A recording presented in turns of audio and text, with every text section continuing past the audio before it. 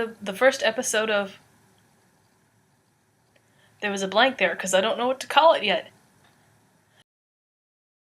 Anyway, I'm Larkspur. You may have seen me around on FA or on other sites, whatever. And I'm just gonna basically be talking about animals. That's what I know the most about. And that's what I intend to impart my knowledge about.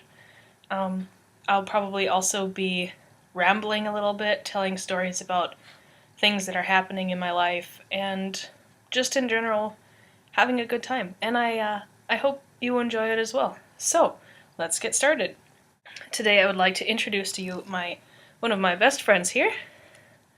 This is Bonaparte. He is a blue-tongued skink. I call him Bono.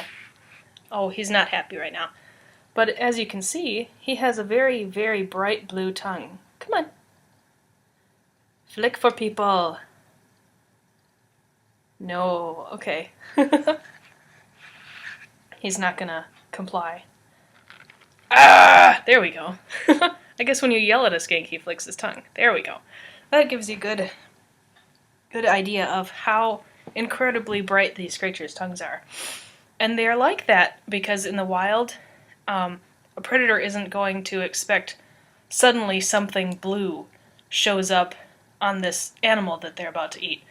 Come on, you're being a little butt.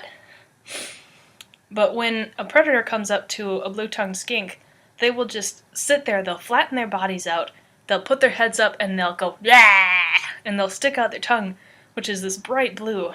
And it startles the predator, or at least it should. It startles the predator often enough to give them enough time to get away. Which, if you think about it, is pretty incredible, don't you think? Yeah, he's not saying anything. There are other kinds of skinks that don't have blue tongues, but they're not called blue-tongued skinks. Ha ha ha! There's actually the pink-tongued skink, which seems kind of like, well, yes, it has a pink tongue. Most other animals have pink tongues as well. But it's closely related to the blue-tongued skink, and it's easier to tell them apart by the color of their tongue.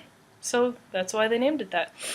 Another really interesting species of skink is the shingleback skink. Most skinks of this size are found in Australia, by the way.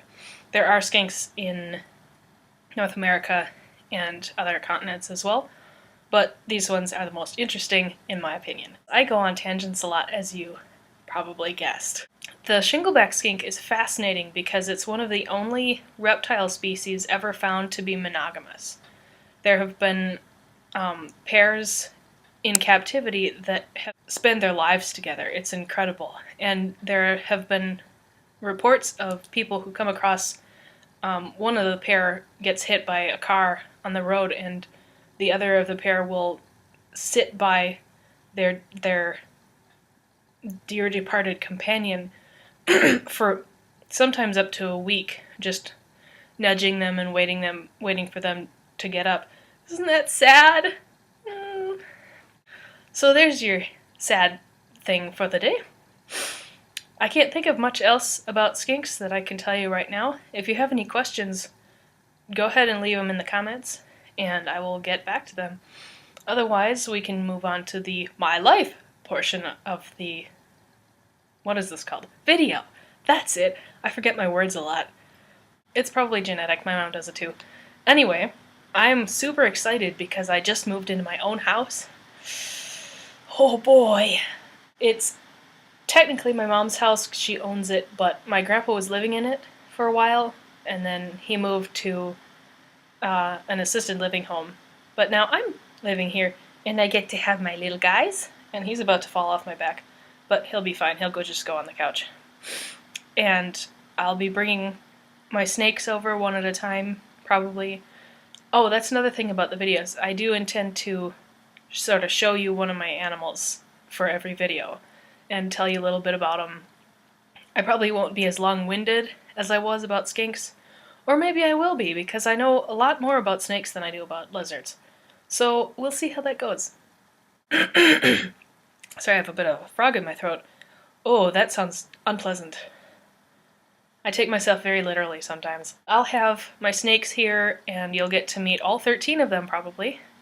And I might be able to get a dog, which is so exciting because I've wanted a dog since I was in middle school. Well, I mean, I had a dog, but I didn't have one that was mine, per se. But that's really exciting. And I have only one semester left of college. I'm an ecology major. I'd like to work with the DNR, Department of Natural Resources. Where are you going? Hi! At some point, just that sounds like the best job in the world. You get to just sit out in the field and research animals and protect them and educate people on them, which is kind of the point of these videos. He's licking the side of my face, isn't he? Yes. That's all I can think of to tell you right now, other than, hi Murphy. It'll be a little over 3 weeks till I get to go see him. Yay! That's it. Until next week, bye-bye.